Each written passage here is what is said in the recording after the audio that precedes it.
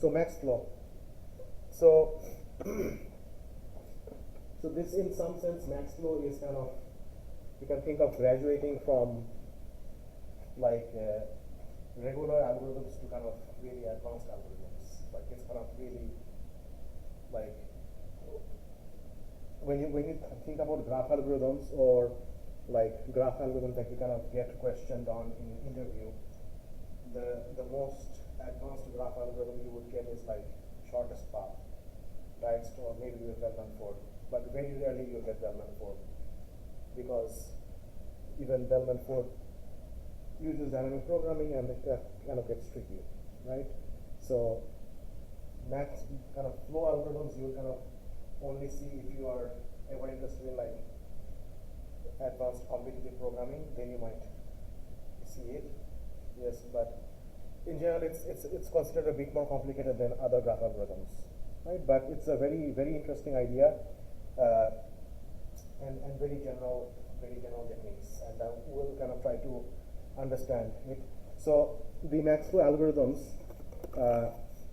these are the area that they fall in are usually called, is known as combinatorial optimization, right? That's the area of these problems. So the types of problems that you kind of look into here are kind of flows,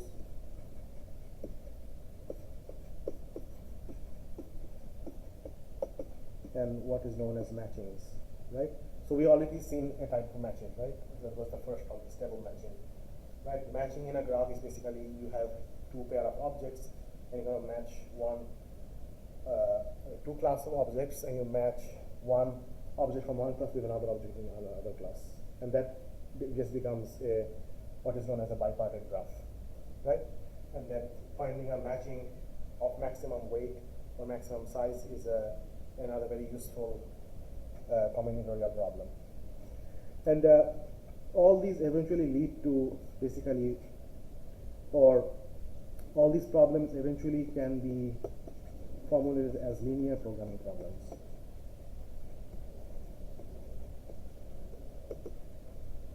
Right, so the history is that these algorithms were first developed by themselves, but then eventually everyone realized that they are actually just special cases of linear programming.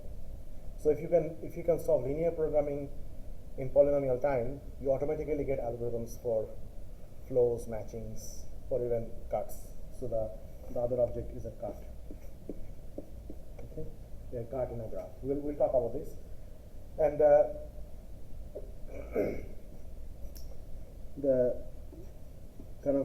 beautiful theory that underlines kind of connection between these problems is called duality. Right? What is duality? So we may not get into this, but basically, if you have a linear program, is basically you have something like this. You want to maximize a linear function, so it's kind of C transpose X. What is C transpose X? C is a vector, and X is another vector, and you're trying to solve for X, right? So it's a linear combination of X1. So this might turn out to be like C1 X1 plus C2 X2 C1 Xn. And this is subject to some matrix equation like this. That's your constraint. So this is a maximization problem, and this is called a primal problem. And then every primal problem has what is known as a dual. So if your primal is maximizing something, you have a dual problem which you can derive from your maximization problem, and that is always going to be a minimization problem. The primal solution is always lower bounded by the dual solution. And for some problems, they are equal. Right? So we're going to see that the max flow problem is a primal problem, and the mean cut problem, you take the max flow LP and you find the dual, and the dual is the mean cut. And then the nice thing is that the optimal solution to max flow and the optimal solution for mean cut are exactly the same, right? That's the beautiful connection between these two problems, right? And this is known as the, basically it's the same name, it's the max flow mean cut theorem, right? And we will kind of see a proof sketch of that this class. And this theorem is what tells us the max flow algorithm that we are going to study, which is the first one, is the fourth fulkerson algorithm. And the fourth fulkerson algorithm's correctness, that it returns the optimal solution, depends on the max flow mean cut theorem, right? And we'll see that. Okay, so that's kind of the history, or kind of the deeper connection of these problems, right? And if we had time, we would go into linear programming in detail, but we don't have time, so we are probably going to skip that. Okay, so so let's kind of like talk about the problem. What is the problem? Okay, so the input is a directed graph.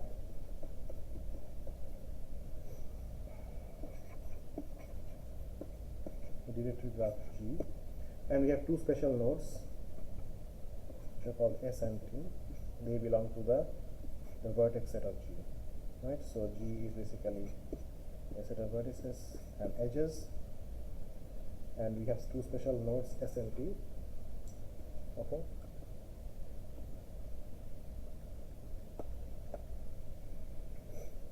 and what else we have? Basically, we have, just like in shortest path, if you remember the shortest path, we have a weight on each edge, right? So here we have a similar function, but we call it a capacity of an edge. Okay, so we have this capacity function C, which goes from every edge, and usually it's a positive real number, right? So it assigns a number to each edge, which represents the capacity of an edge. Okay.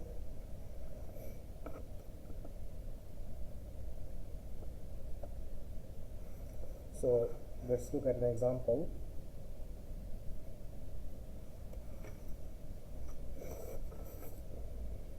So we have a graph like this. We have nodes.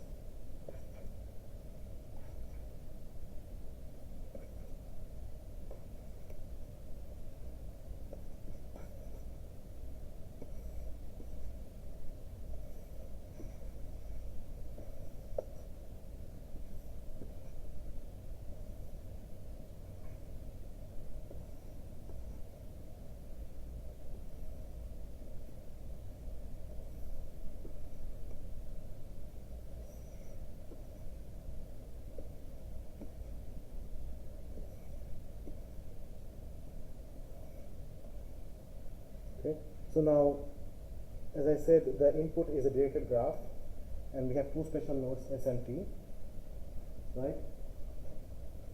So these are two special nodes S and T, and then we have this weight function, right? So every edge gets a weight, so we're going to put some weights on every edge, right?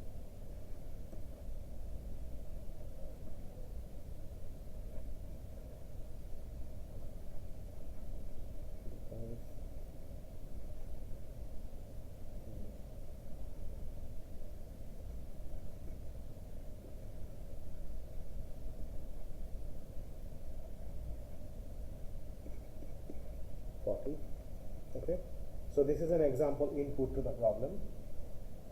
Okay, and now what are we trying to solve?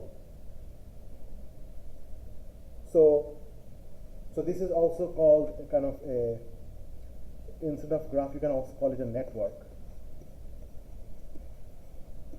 right? The reason it's called a network is the usual intuition of this is this kind of represents maybe a transportation network of roads, or we represent a network of pipes, water pipes, right? And then the node S is where this is the source of your water or any other utility, and this is the sink or destination of your water. And then here you can also think of this as anything, like it could be like some sort of product in transit. Like this is like the source where you produce a particular product, and these are intermediate inventory locations, right? And this is the final destination where the consumers get the product, right? And these are like intermediate places. And now, if you just think of water, right? If you have a source of water, and then eventually you want to send as much water as possible to this destination, you have all these intermediate places through which you can route your water, right? Now, a property of water is that water is known as incompressible, right? You cannot really store water in a place, right?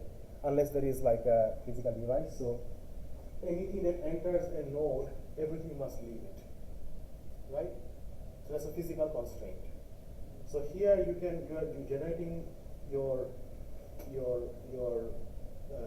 material, this is water, and you're consuming it here. So here you can have a net capacity going in. Here you can have a kind of a flow that goes out. But every other place, if you actually send something through this path, everything has to go out of that path, right? So that's going to be called the flow conservation constraint. We'll mathematically declare that. But the other constraint is that if you have like a constraint of 20 here, that means that you can only send up to 20 units of water across this edge, right? So you cannot send 25 here. That's called the capacity constraint. That's why we have these capacity numbers here. These represent the maximum capacity of every edge. That's how much you can send through that edge. Okay, so that's the problem. And now our goal is that what is the maximum amount of material we can send through this network, right? So this is our source, we are generating stuff, right?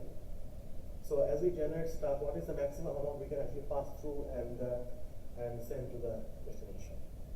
That's the max flow law. Okay.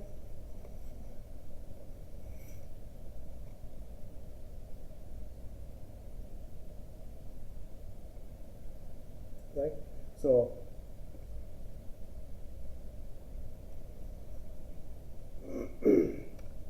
right. So if you think about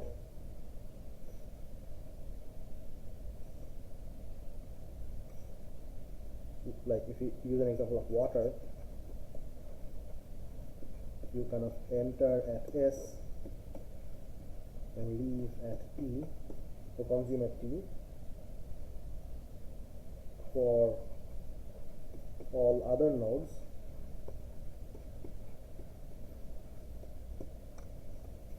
total water in equal to total water out.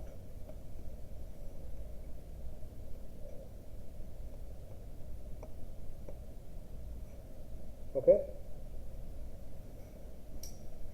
So that's the constraint. And now, if you look at so now what is so we can now define, kind of mathematically define the constraints, right? So we have a graph GE, right?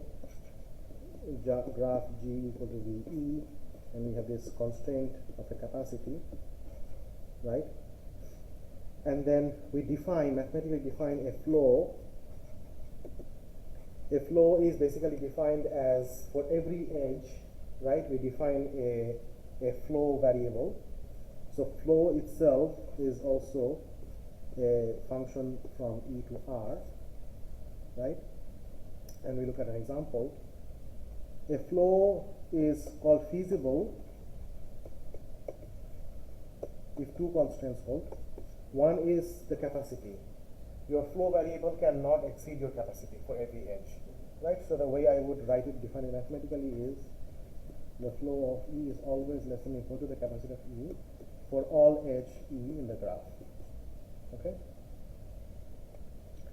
And then the second is this physical flow constraint, right? So how do we define it? For all vertices except the source and the target, we have to maintain a flow conservation. So let me draw just a picture here.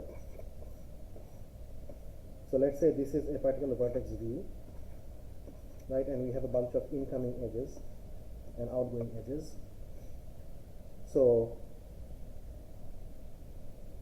this is, let's say, edge E1, E2, E3, E4, right?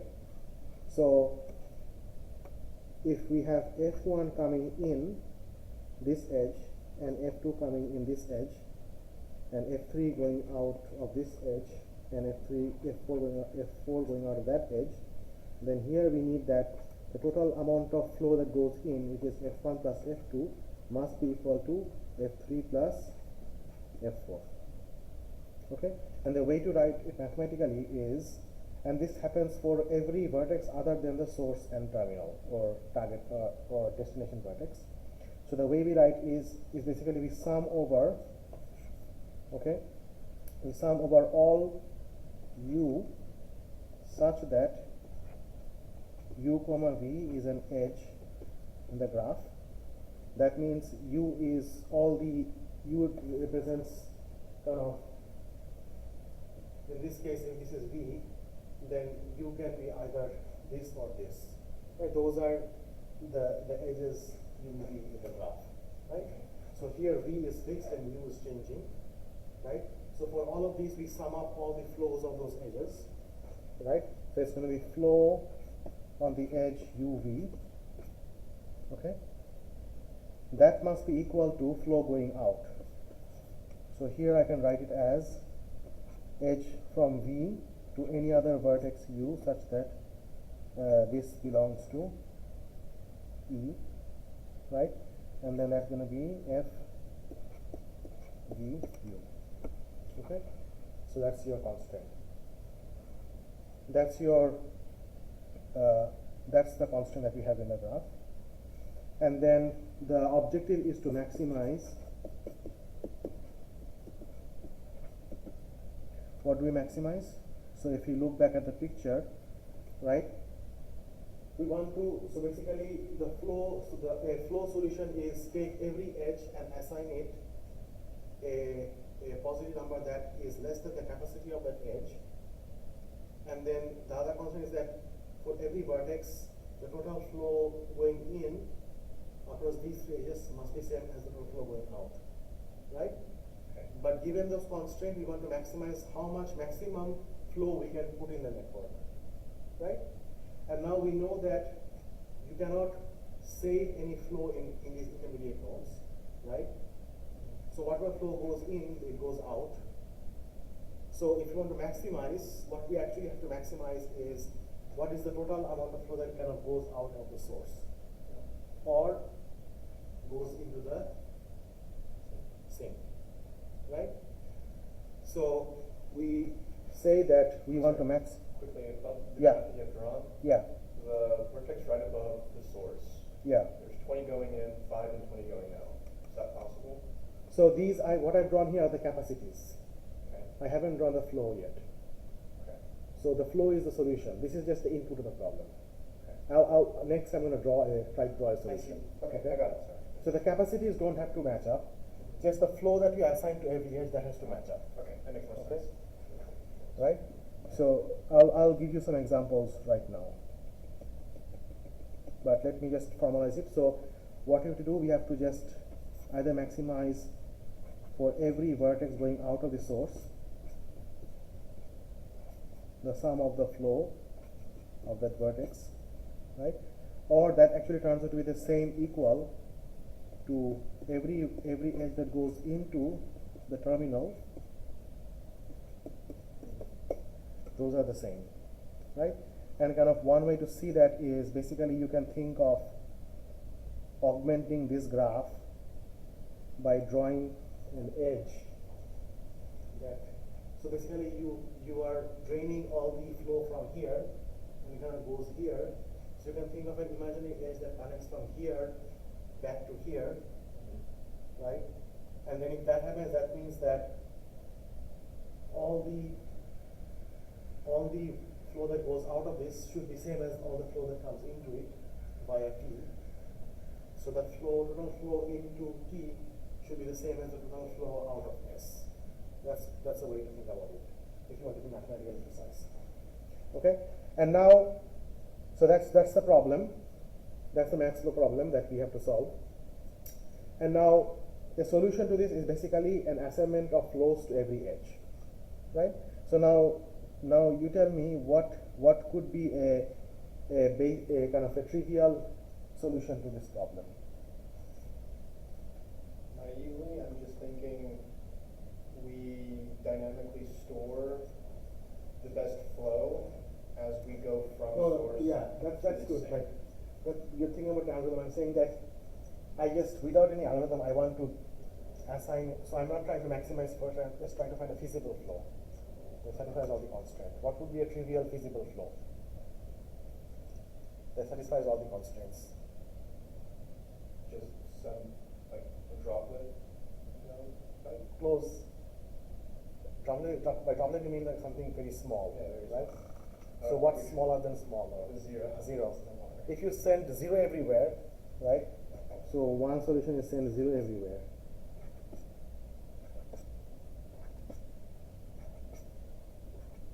And so this is how we kind of draw a flow solution. We do the actual flow slash the capacity.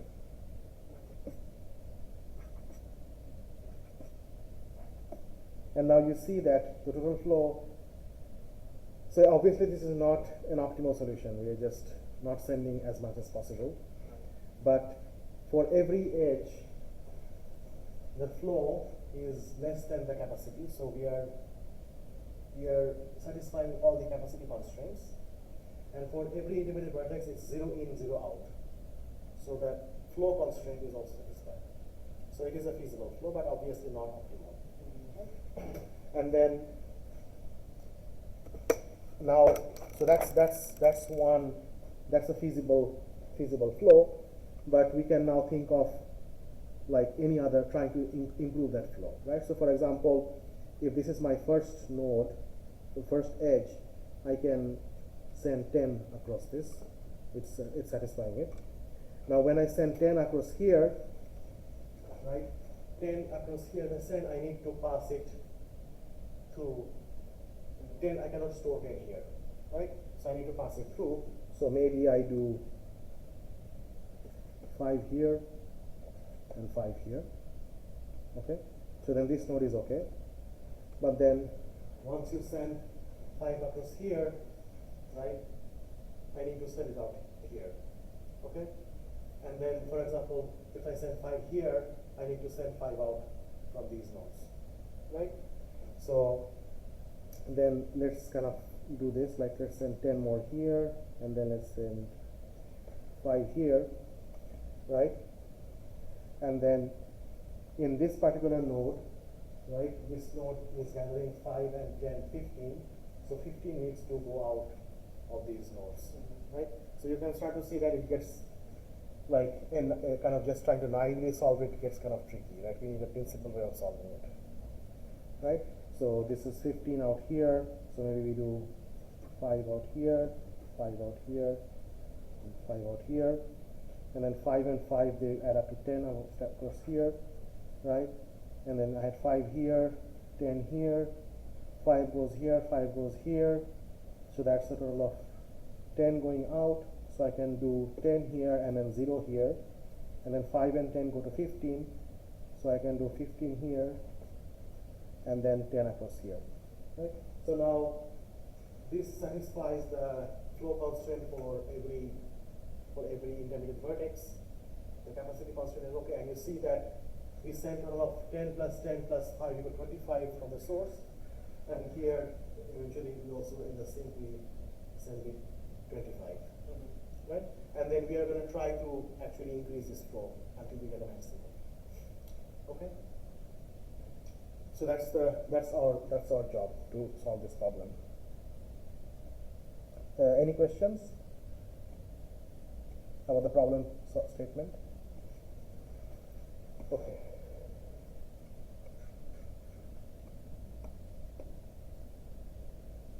Okay. So now let's try to understand the structure of this problem by looking at some simple examples, right? Kind of trying to understand like how do we structurally try to solve this problem. So I'm going to draw some simple graphs to start with, and we're going to try to see what does a max flow look like in this graph. Okay. So this is my first simple graph. So I just have this. Okay, and then just let's do flow capacity of 1 everywhere, right?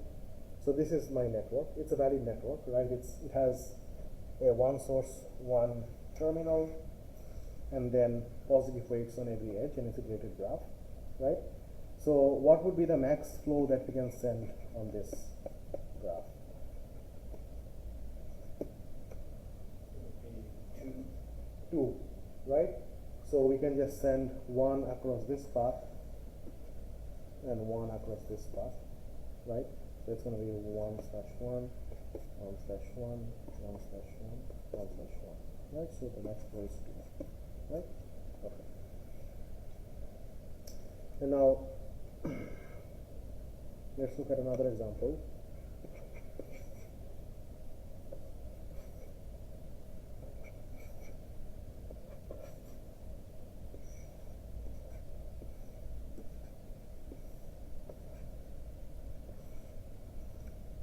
Okay, so now I'm going to put in different capacities here, 7, 2, 3, and 15. Okay, and now what is the max flow?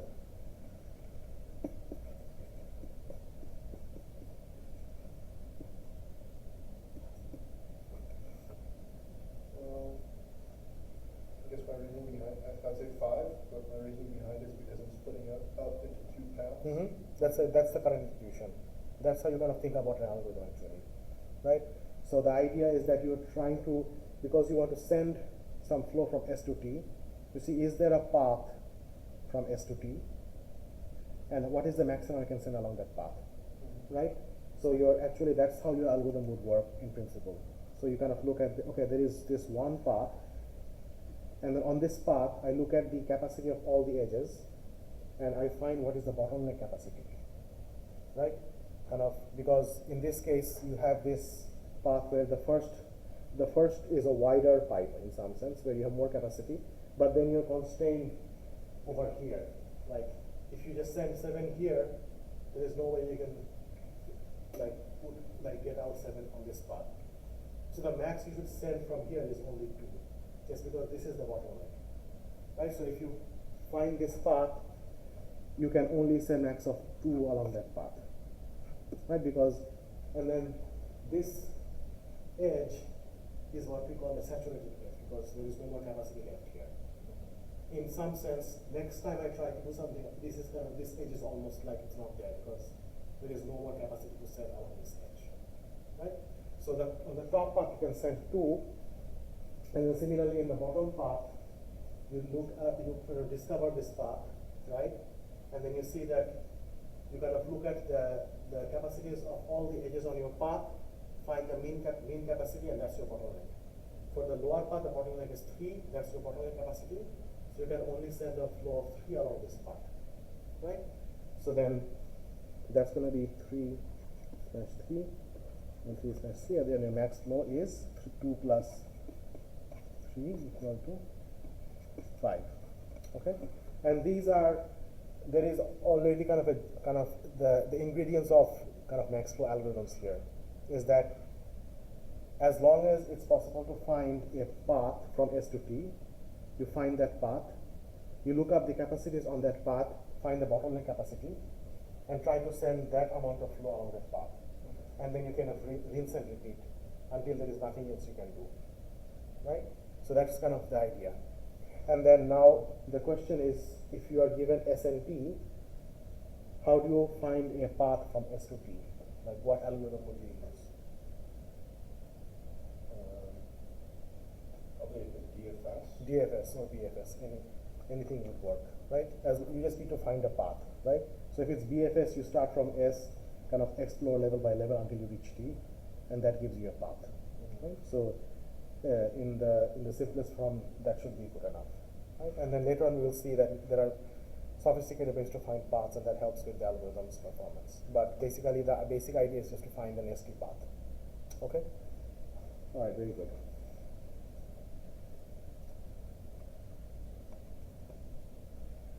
Okay, so now let's look at another interesting case. So these, like, if you only have these types of graphs, where you have these kind of, in some sense, disjoint paths, right? You kind of, it's kind of like this case, like where you have like one path here, another path here, and for every path you have some sort of bottleneck capacity. Every time you just look up one path and send some flow there, and then you just keep iterating that, right? But like graphs are not supposed to be always that simple. They're more complicated graphs, right? So let's look at a slightly more complicated, not really that complicated, but tricky case, and which kind of like gives rise to the complication of these types of algorithms, right? So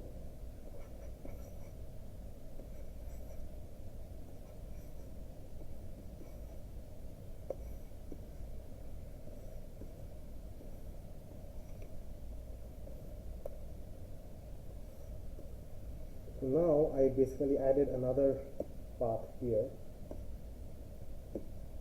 another edge. So it's kind of like, you can think of this as kind of a shortcut connection between U and B, right?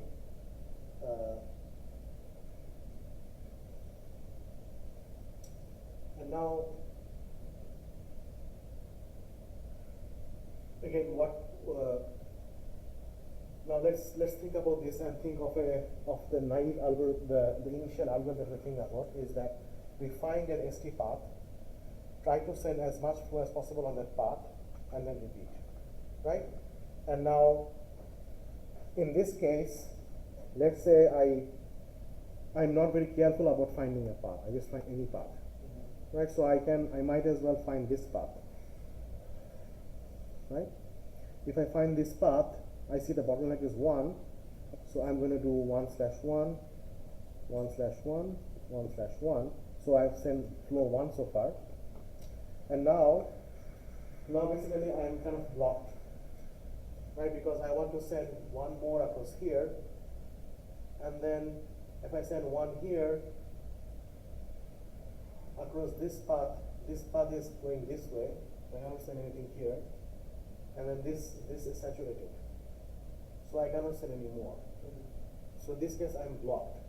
But we know from this set of graph is the max flow is actually 2, right? Because if I was smarter, I would just send flow 1 across this path and flow 1 across this path and avoid this shortcut here. And in that way I would get max 2, right? So the idea here is that the algorithm that we're trying to get at is kind of like a greedy algorithm, because I'm greedily trying to find any path and send as much flow as possible along that path and then repeat. So flow algorithm has its roots in a greedy type algorithm, and there are arguments that show that if you try dynamic programming on these types of networks, it doesn't work, but we are not going to go into that.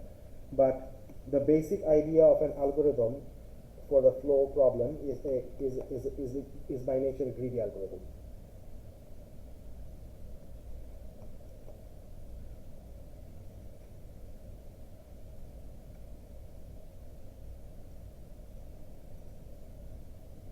Right? So the first attempt of an algorithm is kind of greedy, right? And the way I would write it is I do an initialization. So the initialization is that on every edge I start with a flow of 0, and then while there exists an ST path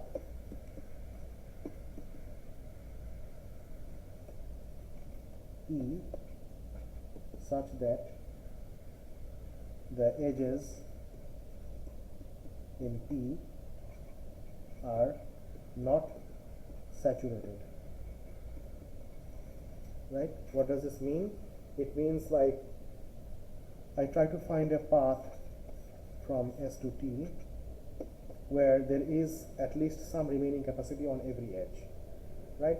So if you have something like this here, like if this path has like so far 7, right, and then like 20, right, this is a, if we discover this path, right, we cannot send any flow because of this middle edge, right, which is saturated. So we need to find a path, right, where every edge on that path has at least some remaining capacity. Otherwise, we cannot use that. We have to find another path, right? So that means that the edges cannot be saturated. So this middle edge is saturated because it has no capacity in it. Right? So I cannot, because what is the algorithm?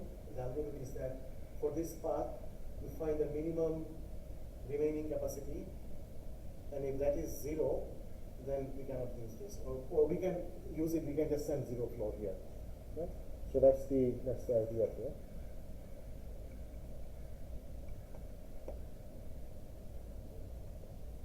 Right, and then we say f prime is the max flow along P, and then we just increment the flow along this path. Right, this equation means that basically for all E in E, we take f of P equal to f of E plus f prime of E. Okay, that's the mathematical equation here.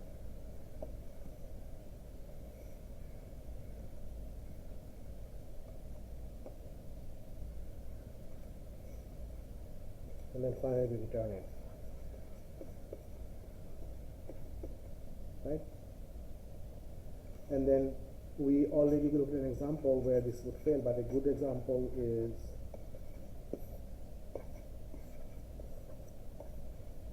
something like this. We have S and P.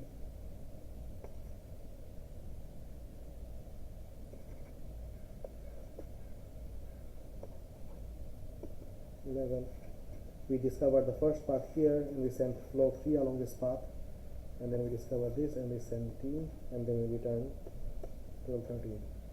Right? And then a bad example is what we just saw up. Right?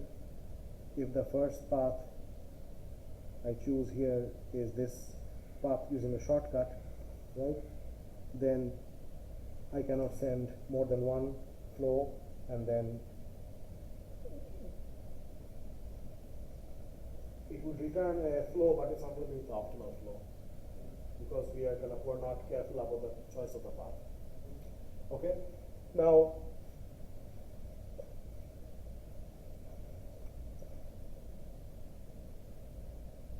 so now one thought is one idea is that maybe this was the wrong choice of the path, and I can avoid this path by using some criteria on a path, right? So if you look here, this path has 3 hops, and then these paths have 2 hops. So maybe I can think of an algorithm where I always choose the shortest hop path. For this, at least for this example, if I choose the shortest hop paths, I would first choose this path and this path, and I would avoid going through this shortcut, and I would get a max flow, right? So that's one idea, but unfortunately that does not work, and we can find the counter example. And then the example that we have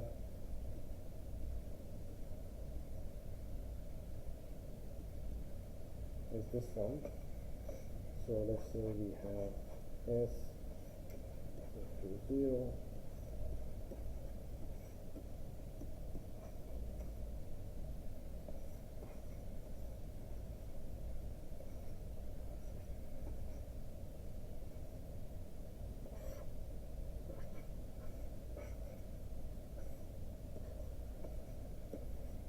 Okay, and now let's say these all have capacity 1.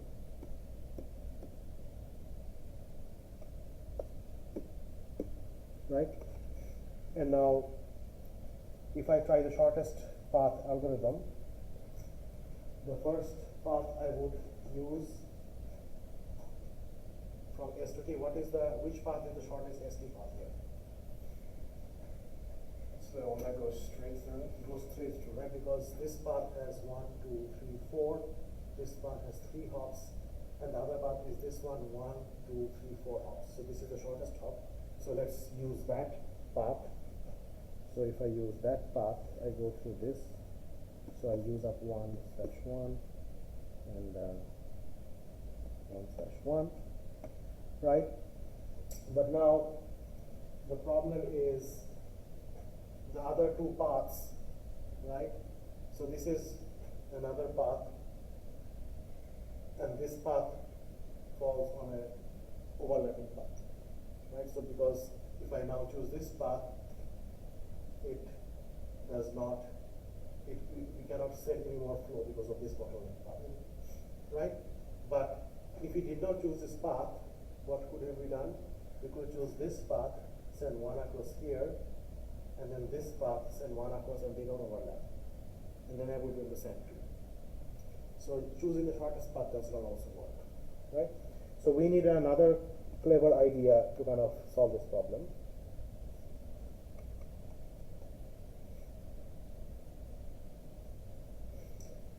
And then the clever idea, which is the basis of the fulkerson algorithm, is kind of the idea of to be able to cancel a previous bad choice, right? And this is where the flow algorithm deviates from greedy, right? If this were a purely greedy algorithm, if you remember from our lecture on greedy, a greedy algorithm, if you make a choice, you can never undo it, right? But in the flow algorithm, we can undo it because it's not actually a greedy algorithm, but it has the flavor of greedy algorithm, right? So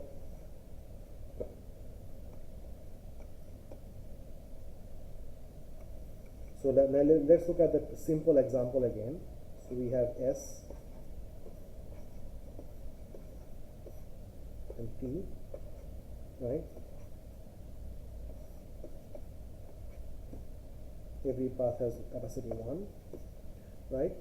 And what we did is that we chose this path where we sent flow 1 here, 1 here, 1 here, and then this was the thing that prevented us from using this additional path, right?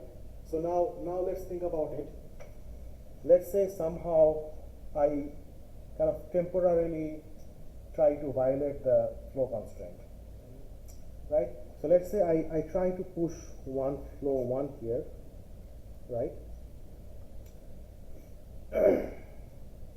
I try to push flow 1 here, but then that means that 1 goes in, 1 goes in, 2 goes in, and 1 goes out. So I'm violating the constraint, right? And now my goal is to, I can see that in the graph is only this is the only unsaturated edge left. So I want to send flow 1 here.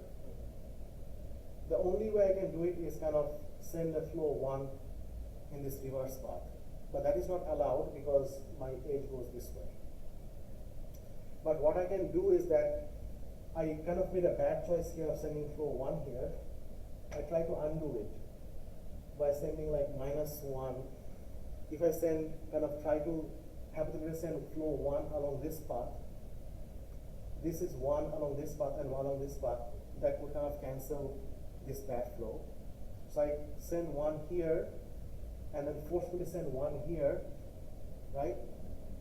So sending 1 here in the opposite direction, right? So basically what I'm saying is that if you have this constraint where you send like 2 along this path, right? Sending that means that the flow of U to V is 2, and then we can mathematically say that the flow in the opposite direction is minus 2. Right? We can kind of mathematically say that. I haven't seen a helicopter here for a while. Right? Okay, so that's kind of the idea. If I want to send something along this path in the opposite direction of the arrow, it's like sending a negative flow here, right? So I send one here and I'm pushing one here, which kind of cancels the flow here, right? And then if somehow I send kind of send one along this path, and then that one, right? So this one is going to cancel this one, right? Because I send one here, one was coming along here, two coming in, one going out. To balance that, I need to reduce this one to 0 and undo the flow. If I undo this flow, then one goes in, one goes out, and nothing comes this way, so I'm okay. And then that one that I send along here can now go across here, and we have that additional flow, right? So then I was able to send this. So this is kind of like I'm undoing a bad flow, but able to send the flow across this imaginary path. Do you change the middle edge's flow back to 0? Yes, right. So, and we'll see there is a kind of a computational way of doing that, right? Basically, what we're going to do is that every time we send a flow along a path, along an edge, we're going to create a reverse edge of the same flow size, and that creates a reverse path to undo it if I have to, right? And I'll show this right now, but let's say we are able to do this, then basically at this point now, here I have 0, right? But now this edge has capacity 1, capacity 1, capacity 1, capacity 1. So I'm sending 2 flow 2, which is the maximum, right? So that's kind of the idea. Okay.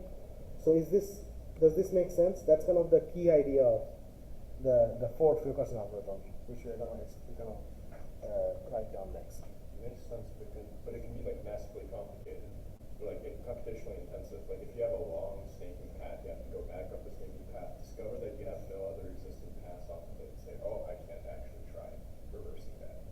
And so if that happens, we're gonna construct a kind of an intermediate graph that would help us track this computation, and we'll see that actually it can be done efficiently. But it's not the most efficient algorithm. Eventually, the algorithm that you have to implement in your assignment is a more efficient algorithm than the basic algorithm that we are kind of getting to right now, right? The algorithm that we're kind of trying to get to is the fourth fulkerson algorithm.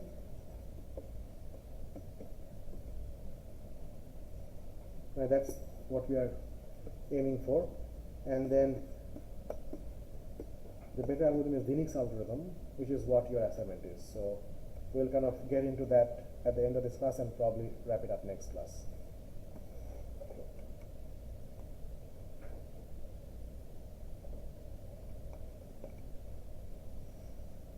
Okay, I think this is a good time for a break, and then we can come back and resume.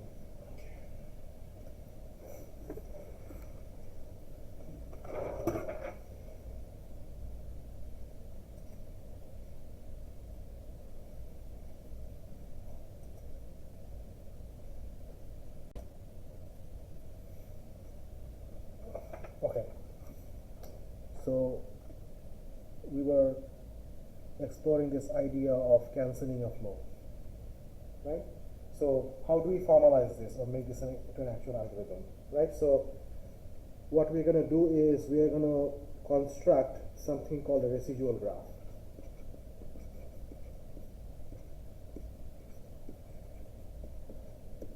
Okay, and I'll use this example to explain how it works. So I have this example, and then initial flow is always 0, initialized with 0 everywhere. And now the residual graph is basically for every edge I'm going to say that what is the remaining capacity of the edge, and I label that edge with the residual capacity. Okay? So the first initial residual capacity graph is basically the same as, so this has residual capacity 1, 1, 1, 1. Again, this is S and T. Okay?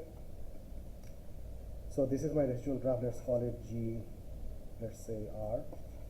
Okay? And now on GR, so I'm going to use, sorry, I'm going to use this one, right? And I'm going to try to find any path from S to T on this graph, right?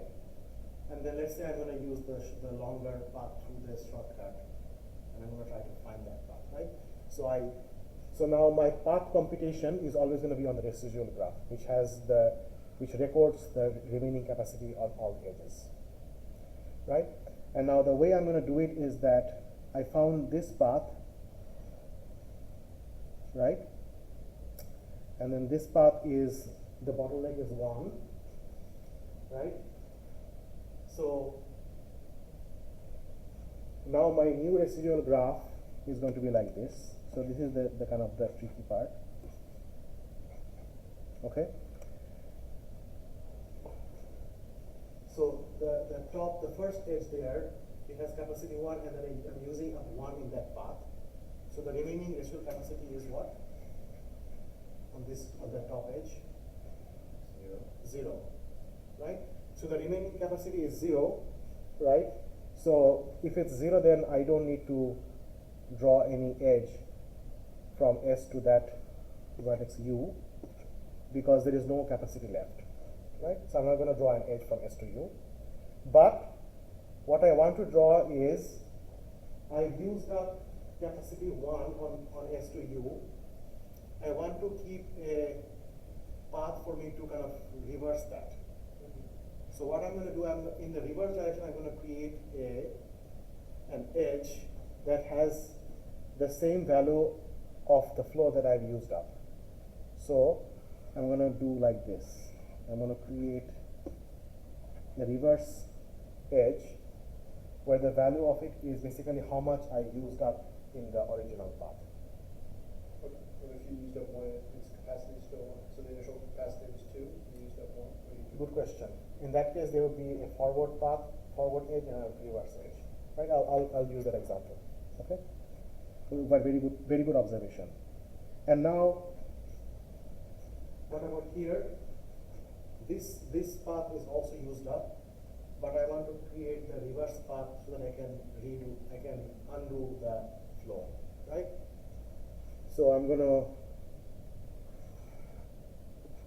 do like this, right? And then finally, I've used up this path, so I'm going to create an edge from here to here, which is the undo path from T. And then this one still has capacity 1, right? And this one still has capacity 1, right? And now you can see in this residual graph, right? Now, first of all, you can see that this is reversed, so there is no path from here to here anymore. We've used that up. But there is a path from here to here, and then this represents reversing a bad decision I made last time.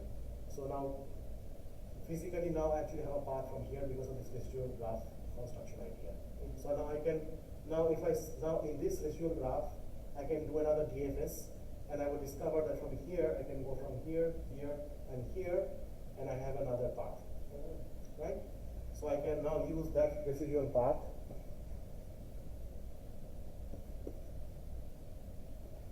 this path I can now use, right? And now let's try to draw the graph again. So this is S, U, and this is V, right? So this is what I have so far. This is one here, right? And this is what we had last time. And now here, what will happen? I'm using up one here. So what will I do? So this forward edge is no longer there, but I'm going to create a reverse edge. Right?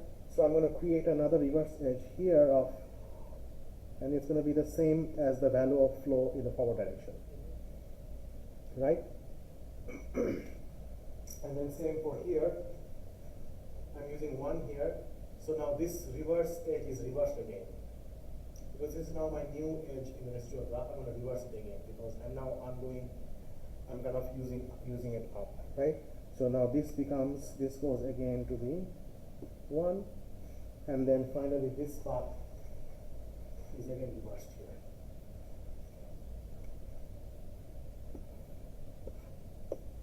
Right?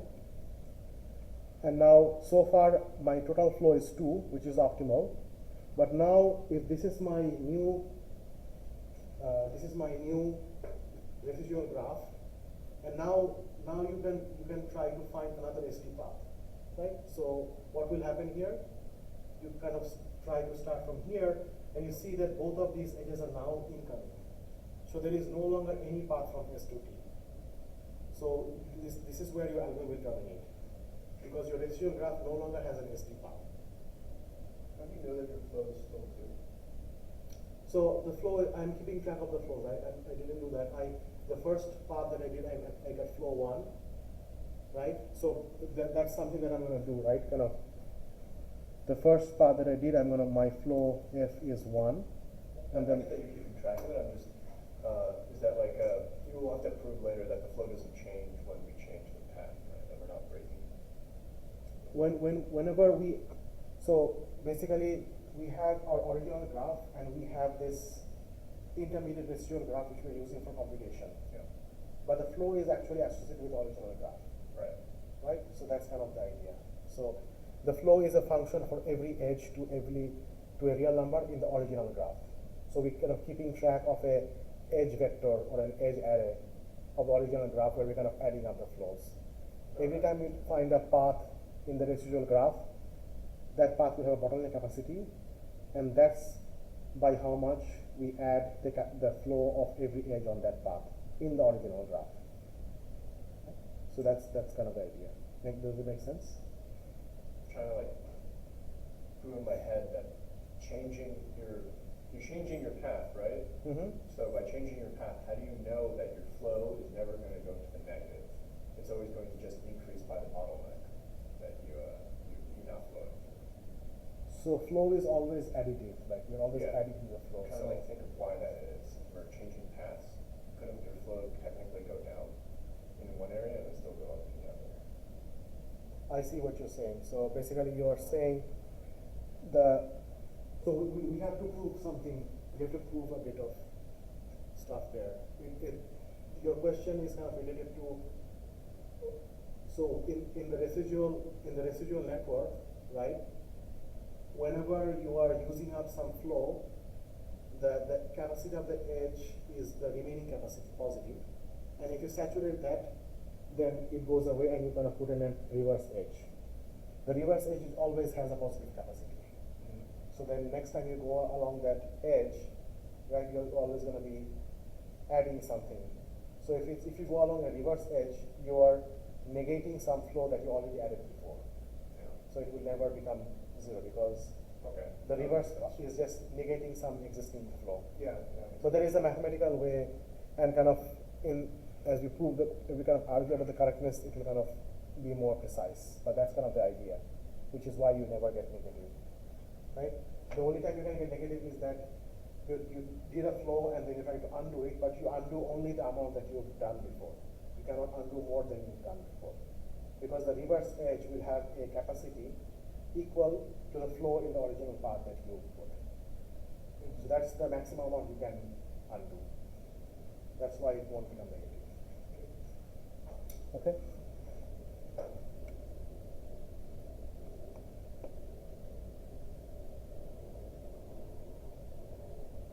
So let me just give you just an example that you mentioned where we might have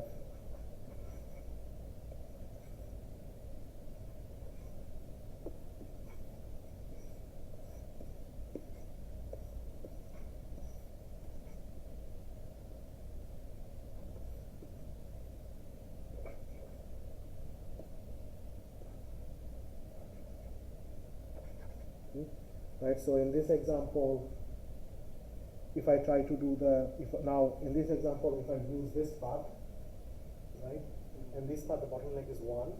So now if I try to do the residual graph, so I try to send a flow of 1 along this path.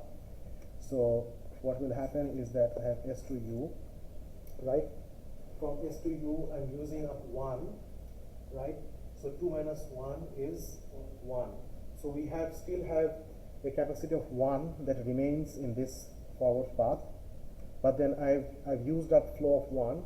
To undo that, I put another reverse 1 here, okay? And then from U to V, I only had 1.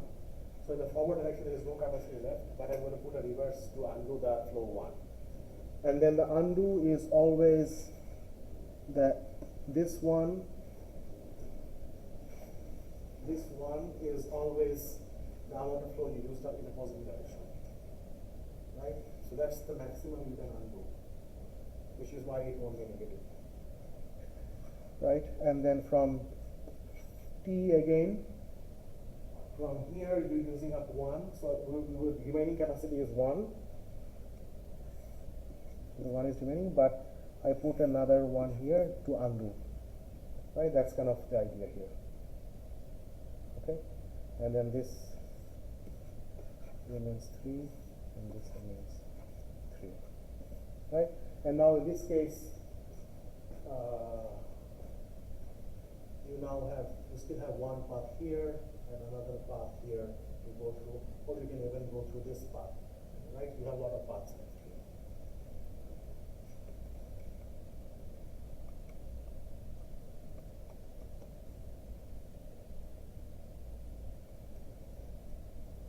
So the definition of a residual graph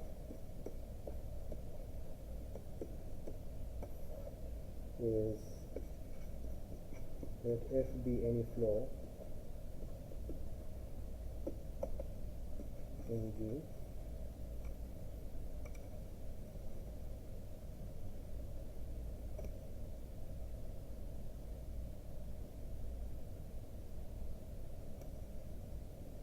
and then the residual capacity of any is defined by UV, which is the original capacity minus the flow that we send on that edge, right?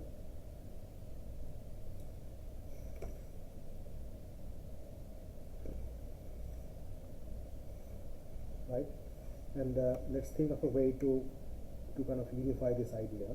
So if I have this edge, right, where I have a capacity of 7, I send in a flow of 2, right? If this is UV, then F of UV is 2, and the original capacity is 7, and the residual capacity is 7 minus 2 equal to 5, right? And now whenever I use this up, what do? We create this edge with capacity 5, and in the reverse direction we create an edge with capacity 2, right? And now how do we think about this? Now this edge, you can think of it's the flow from V to U, right? And a flow from V to U is negative of flow from U to V, right? Which is going to be kind of minus 2. You can think of it as minus 2, right? And then what is the capacity from V to U? in the original graph? 7. So u to v is 7, but there is no capacity in v to u. So it is 0. It is 0. And now from here, you can see that in the residual graph, we only use the residual capacity. So now in the opposite direction, the residual capacity for this edge, right? So Cf from v to u is C of v to u minus f from v to u. Now I do the math. The capacity in the reverse direction is 0. So 0 minus, and the flow in the reverse direction is minus 2. So minus 2 is plus 2. And that's how you can think of in the residual graph why this has the capacity, residual capacity 2. So the math kind of works out here. Does this make sense? I'm trying to unify the idea of the computation. I get the idea, yeah. Okay? But you don't have to think about this when you're actually doing the computation. You just think that in the forward direction, if there is remaining capacity, I keep that in the residual capacity. And whatever I use up in the forward direction, I create a backup, a reverse edge in the backup, in the residual graph. Okay?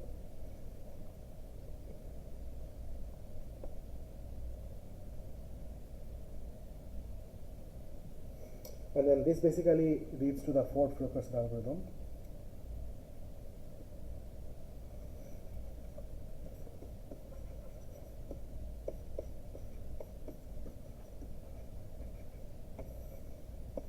So initialization is before.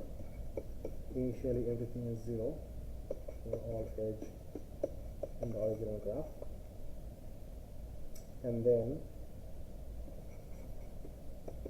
while there exists an ST path E in the residual graph, not the original graph.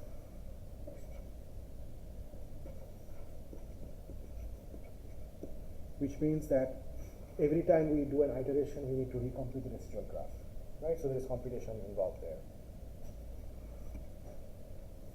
And in the residual graph, if you originally have like E edges, what is the maximum number of edges you can have in the residual graph?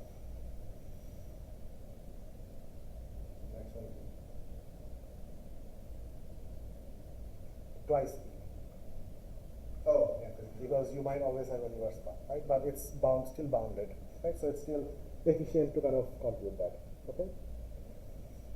So while that's the case, we say that f dash is the kind of max flow along P in G residual. So basically the residual, in the residual we find the path, we find the bottleneck capacity, and that's the maximum flow we can send along that path, and we keep track of that, right? So this f dash variable is an array of flows along the original graph's edges, right? So whenever we find this value f dash, that value is, we know what are the edges, so we just kind of take the original edges and kind of add that f prime value to all those edges to increase the flow. And that's how we keep track of the max flow. Right? So that's represented by f is f plus f prime, and then you return f. And that's your fourth fulkerson algorithm. Okay? So that's the first algorithm. And the key idea is undoing bad decisions using the residual graph. Right? The residual graph creates an opportunity where every time we use up a flow, we always create a reverse path to undo it. And that lets me later on use a reverse path to undo a decision. Right? That's the key idea. And that's something that you would not do in a greedy algorithm.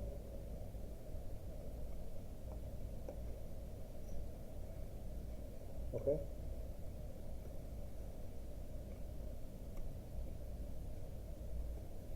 So let's try to do an example.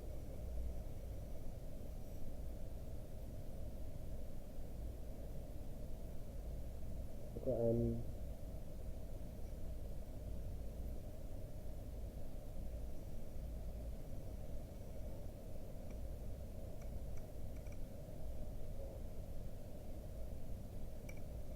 this example is pretty long, so I will give you as an exercise to try it out. So I'm going to give you a graph and then you simulate it, okay? But it should be the same idea, right? So this is your exercise.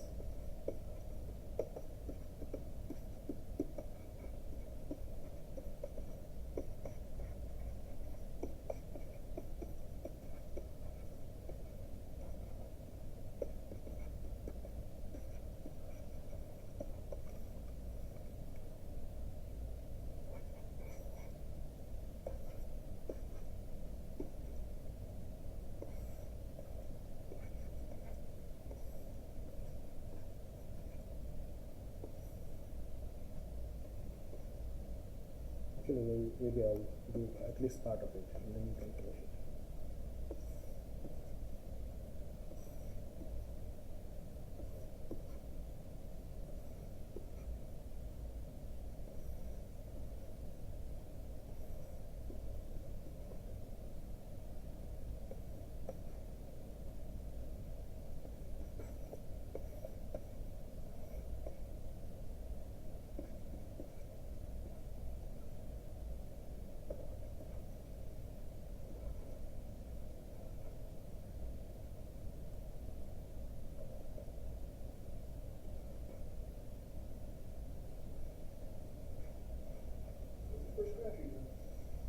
This is the first graph I drew? Okay. I guess this is a problem with drawing real time. I have to kind of redraw a lot of graphs.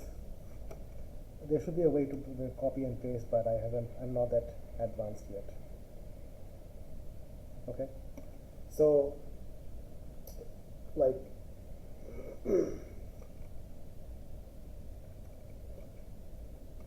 so initially this is basically our residual graph, right? Like there is no capacity used up. So what I would do is I want to find a path, right? So now we have a lot of ST paths, so let's choose this one. Right, this is one path, right? So now what will I do? I'm going to make this really messy, and hopefully it's still understandable. But so this is my path, right? What is the bottleneck capacity of this path? 5. So I can only use up 5 across this network. So that means from S to this top edge, I use up 5, I have remaining 15, right? So I have remaining 15. So my flow so far is 5, right? And then I used 5, so I need to reverse 5, right? So now I'm going to reverse 5 here, and then that one used up the whole capacity. So in the forward direction there is nothing left. I only have a reverse 5, right? So this is going to be 5, and then across here it was 15. So I used up 5, so I still have 10 left, but now I'm going to send 5 backwards, right? And then finally from here to T, I used up 5, so I still have 25 left, and then I have a reverse path of 5, right? And then from here to here I still have 40.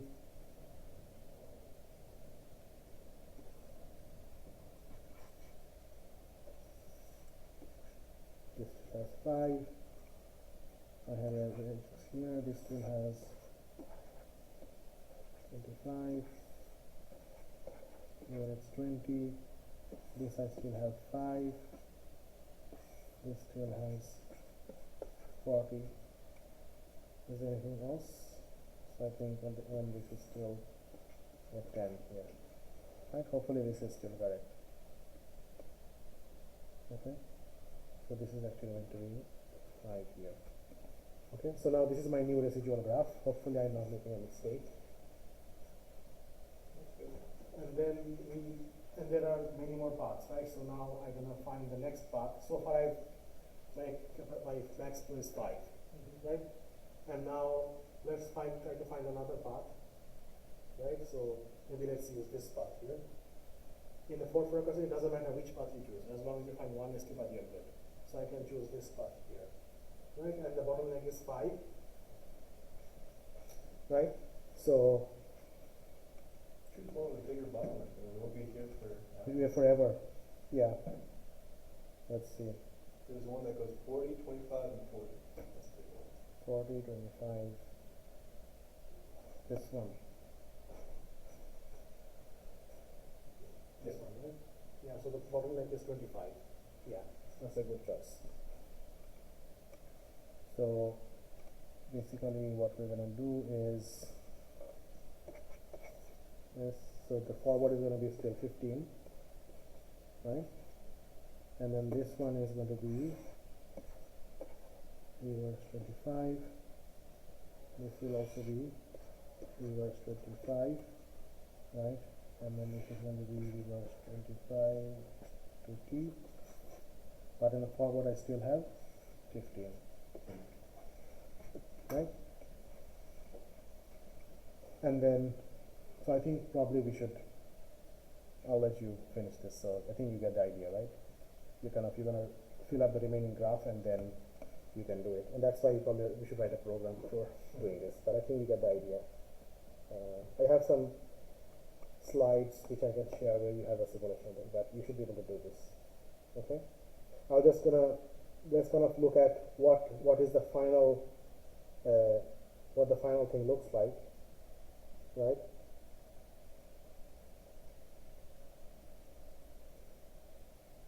So eventually what's going to happen is you're going to end up with something like this, where from S you had a bunch of paths out there, and these are the only neighbors out of S. Once you keep doing this computation, all your is going to be reversed. That's how you're going to end up here. Right, it's going to be reversed, and then kind of you'll have something like this, where there is no way to go out of S anymore, and that's when you know that there is no more ST paths and you terminate, right? And in this case, these are going to be value like this, and that's actually the max flow that you can get, 20 plus 40 plus 5 with this graph, right? Because what this represents is, in the original graph you would have something like this, where you had 20 capacity and you saturated the full all of it, right? And then this had 40, and finally this had 5 by 5, right? If you look back at the graph, these were the original capacities there, so there is nothing more you can do, right? And then there are other parts of the graph here, right? Now, one thing that you should think is that, like, how can we think whether this is actually the best possible flow, right? Is there kind of a certificate of maximum flow? But if you look at these values, is it possible to get even a better flow? No, because No. everything that comes out of the source has to end up in Exactly. So kind of the edges from the source, outgoing from the source are all saturated, right? Kind of the way to think about this is, you can think of what is called an ST cut. Okay, so an ST cut, in this case, I can say that this ST cut is isolating just the source vertex from the rest of the graph, right? And then we look at all the edges that go from this S part to the remaining graph, and these edges are 20, 40, and 5 capacity. So we say that this cut capacity is 20 plus 40 plus 5, which is 65, right? And then if that is so what I'm trying to get at is, in general, in a graph, I might have something like this. I have a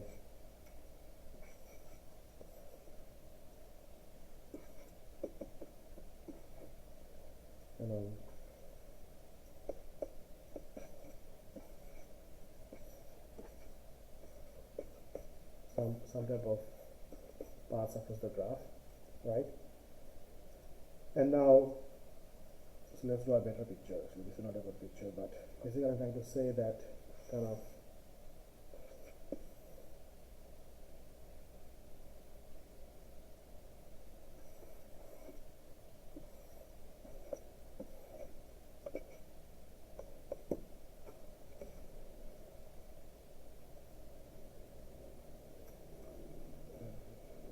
yeah, I don't like this picture. Let's draw a better picture.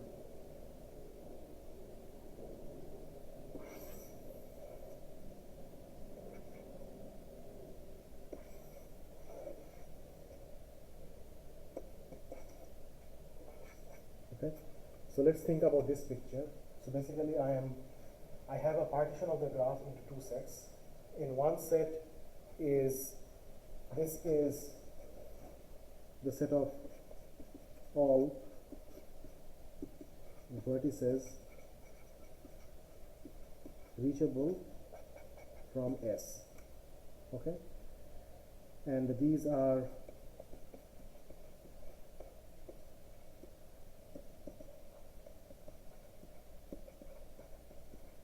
reach T. Okay, and then we have a barrier here. What is this barrier? This barrier is going to have some kind of edges going across this barrier, right? And there might be some reverse edges. We don't care about those. Okay, and now this S has kind of a maximum capacity that you can pass along to T, right? Now what does this barrier tell us? So this is what we call an SD cut, right? It's the kind of the flow the capacity of the edges that kind of cross this part of this part. And now any flow that you try to send from S eventually has to go through this bottleneck cut. So this kind of, in some sense, the flow is upper bounded by any cut, right? So if you want to look at an example, this is kind of critical, and this kind of leads to the Max-Flow mean cut theorem, which kind of tells us why this algorithm is correct, right? So if I have kind of, just drawing a graph, right?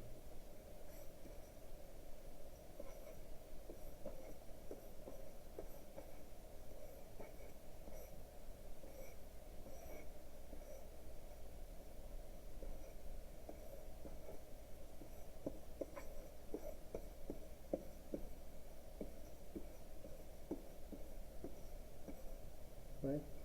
And then let's say I have some capacity. I have like 100 here, 200 here, 100 here, 200 here, but I have 1 here and 1 here, right? And now no matter what I do here, there is kind of a bottleneck at this point where I don't have enough capacity to pass over the flow. So now I can think of this as a one possible cut, right? So on this side we have all the vertices reachable from S, and here we have all the vertices reachable to T, and right? And now this cut capacity is basically from the S path to the T path, how many edges are there and what is the total capacity. So in this case, what is the capacity of this cut? 2. That means that even though I have the potential to send out 300 flow and the receiver has the potential to receive 300 flow, the max flow is upper bounded by 2, just because I have this bottleneck here, right? So that's kind of the related idea of a cut. And then, like for example, another cut can be here, right? This is another cut, and let's say this is like 10, 10, 20, 30, right? So this cut has capacity 30 plus 20, 50, 60, 70, right? And then if I think from the perspective of this cut, the flow is upper bounded by 70. But once you come here, you see that it is even a lower cut. So even though there is a bound of 70 here, my flow is actually bounded by the smallest cut, right? So that's why the flow is actually bounded by the main cut, right? So all possible ways you can create a cut in your graph, you kind of compute the capacity of all those cuts, and the main cut will be upper bound the flow that you can send in the graph, right? So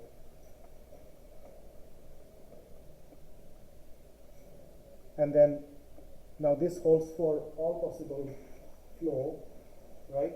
Which means that this also holds for the max flow, right? Even if you maximize the flow, you're still then bounded by the main cut. And now the more difficult part is actually to show that max flow is also actually greater or equal to main cut. And that tells us that both are equal, and which is why the max flow algorithm is also a main cut algorithm. So basically I have another problem of trying to find the main cut, and the fulkerson algorithm, as it gives us the max flow, you also get a main cut out of it for free, because they're both the same algorithm. Okay, so I think we'll try to kind of clarify that a bit more, but that's kind of the main idea here. This question gets more interesting if there's more than one sink. More than one sink, right? If you have more than one sink, like sink S1, S2, right? What do? Just create another virtual sink.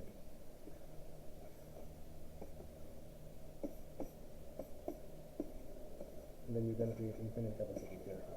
And then you have the single source, single sink solution, right? All right. That's a good observation.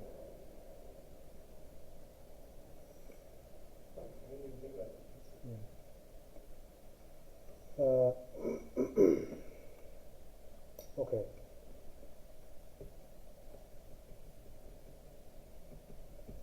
So we need to so now we've seen the algorithm, and we need to try to argue about the correctness of the algorithm and the runtime. And then we'll see the runtime can actually be pretty large, so we need a better algorithm, which is, I think we'll get to that next class. What I want to so we'll prove the correctness of this in next class, and we're going to need the idea of an ST cut. So let me just formally define that. We're not going to get to the proof today. We'll have to do it next class. What is an ST cut? So a set of vertex sets is ST cut if S belongs to the set A, T belongs to set B, and the sets fill up the full vertex set, right? And then C of A, B is basically the summation of any edge U, V, such that U belongs to A and V belongs to B, and C of V. That's the capacity of the cut. All the edges that go from the side A to the side B, right? But if there are edges from B to A, we don't count that in the capacity of the cut, right? We're just thinking of capacity because the flow moves from S to T, we worry about only from the forward direction of the cut, okay? And then what we argued is that if I take any ST flow, right, that has to be upper bounded by an ST cut, any ST cut. Right, that's what we argue pictorially.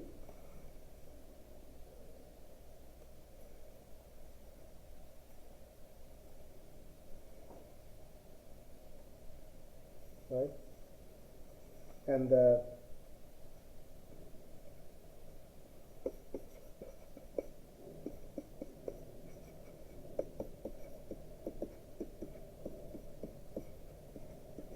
max flow main cut theorem is basically saying that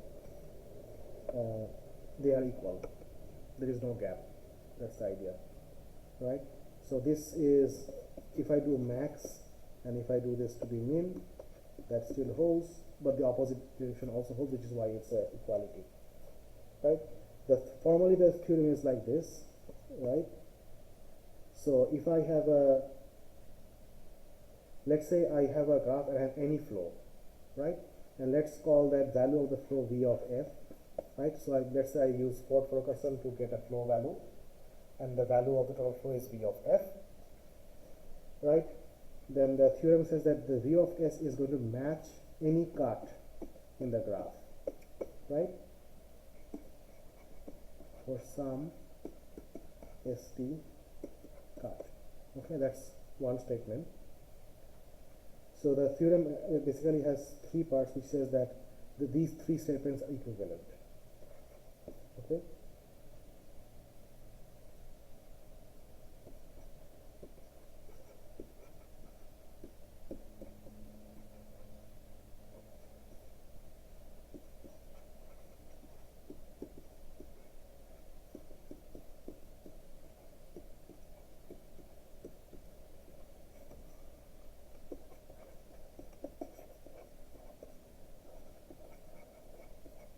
Okay, so the max for min cut theorem is basically an equivalence of these three statements.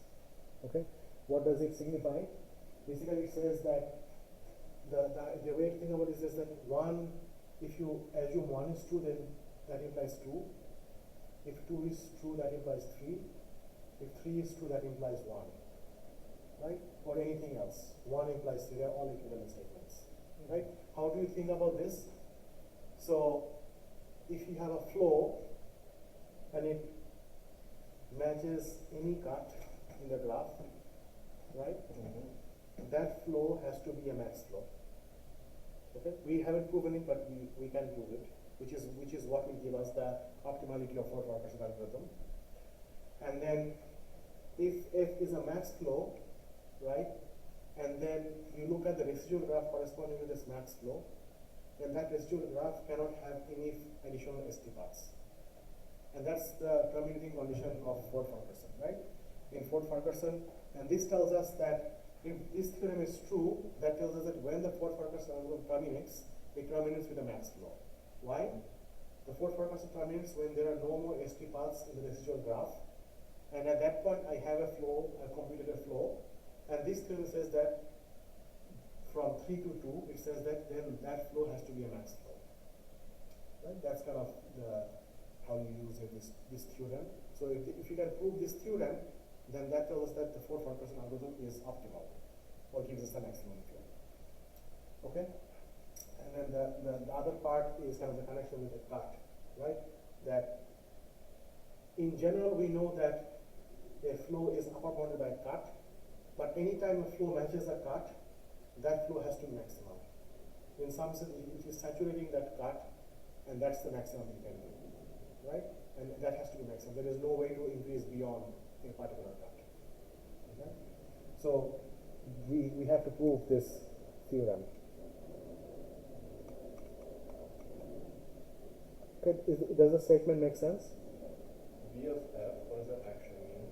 So V of f is basically, I've at some point, this can be any point in an algorithm, okay, where I'm assigning some flow.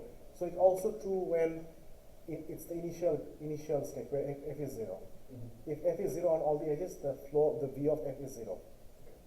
Right? So V of s basically, so V of s mathematically is summation of all edges in my graph, the flow I have sent on that edge. That's the mathematical definition of V of f. And this holds for any instance in the graph in my algorithm. Is that really it? That seems wrong. The flow of all the edges. If you have a long snaky path of ones, yeah. At the end of it, you have 20 in total, all your edges. Yeah. Your cut has 1. Oh, and that means you reach max. Well, yeah, let's look at that. So if that is your example. And then if you have another snaking path, also go there. So there's 2 snaking paths. Let's look at this example. Sure. right? So, okay, so if this is SMT, just 1, right? Okay. So your V of F when drawing that one path would be what?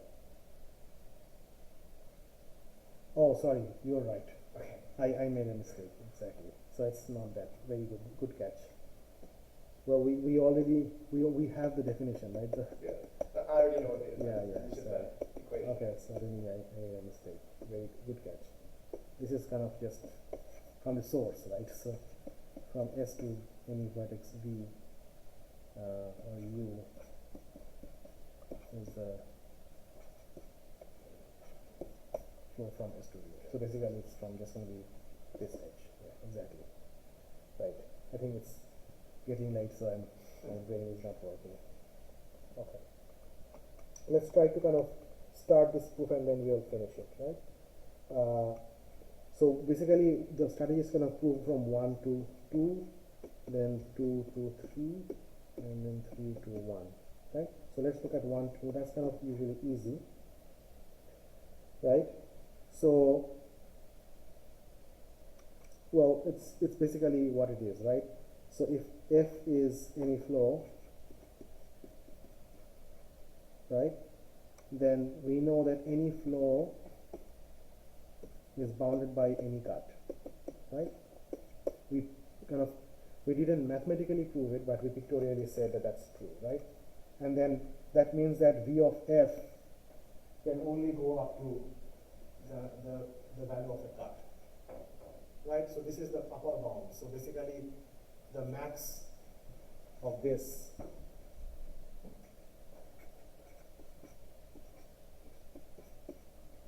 let's say it's the some flow F star. The maximum you can go is up to the cut capacity. So there is no way you can go beyond that. So if they actually match, right, then it's actually the max, right?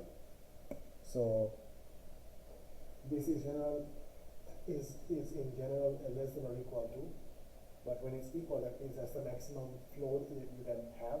So that has to be the max capacity. That has to be the max flow. Right? That's basically the argument. Okay, so 1 implies 2 is straightforward.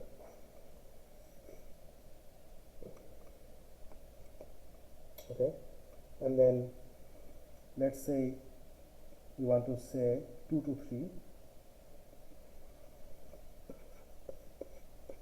right? What is 2 to 3? 2 says that means that if F is a max flow, then the residual graph cannot have any ST path, right? Can you think how you would prove this statement?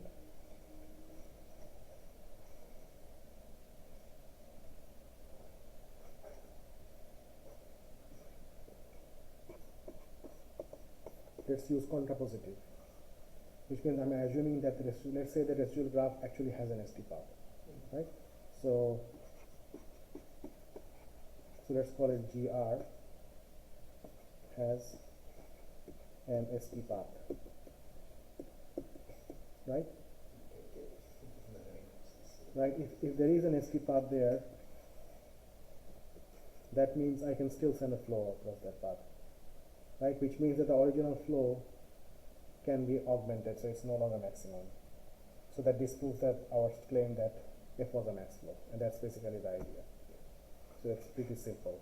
It lies on that lemma that we were talking about earlier, that Yeah. adding a path only increases flow. Yeah. Yeah. And then the kind of the bit more subtle one is 3 to 1. Right? What does it say? 3 to 1 says that if no ST path in G residual, right, then the flow in the graph must equal some cut right? Which means that when we reach a residual graph where there is no more ST paths, at that point the flow value, there must exist some cut which matches the flow value, right? How do we do that? To kind of show that, we need to kind of construct a cut, right? And how do we construct a cut? We can think about it, right? So let's say that basically the way we construct the graph is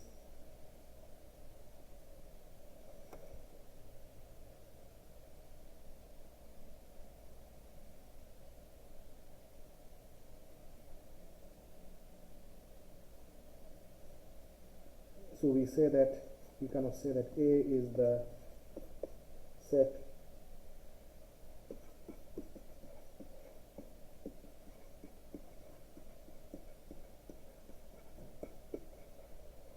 from S, right? And B is everything else, right?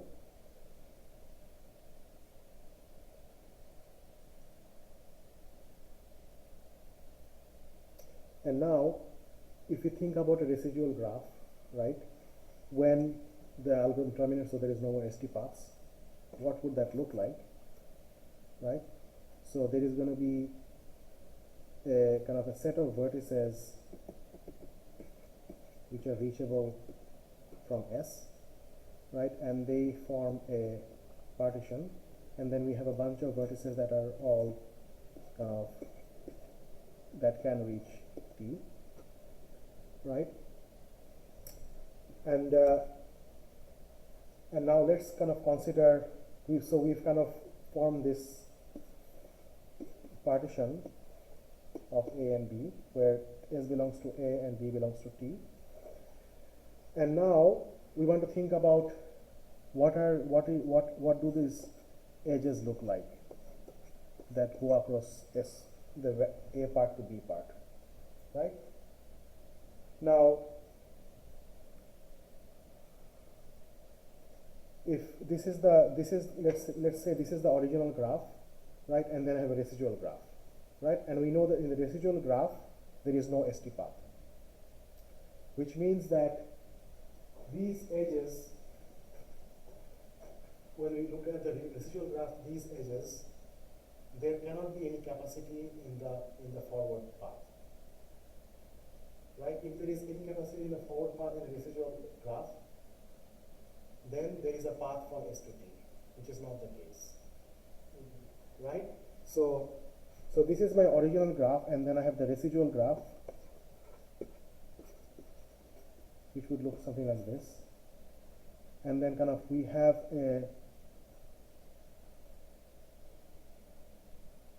what would happen is that it has to be the case that there are only edges in this direction across the cut, right? And those are because of, those are the reverse edges that we need to kind of maybe undo a flow or something like that. That doesn't have to, but that could be the case. But you cannot have something like this in the residual graph where you have like 5 here. Why? Because this vertex is reachable from S, right? And then this connects through a positive capacity, and this is reachable through T, right? And then that means that there is an ST path, right? So this would not be there if in the original graph this is fully saturated, right? If it's fully saturated, then there is no forward path, but there is possibly a backward with capacity 5 or something like that. So the only thing that can happen is that it could be a reverse edge, but in this way it's not possible. So the situation looks like this, is that we're going to have S and T and a bunch of things that have capacity, like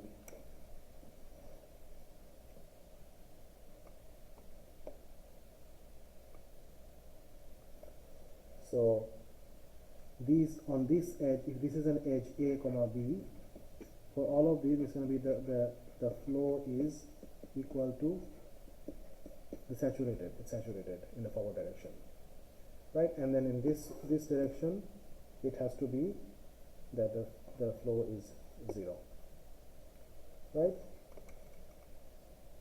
And if that happens, then the value of the flow is basically going to be for all E in this cut AB, right? It's going to be the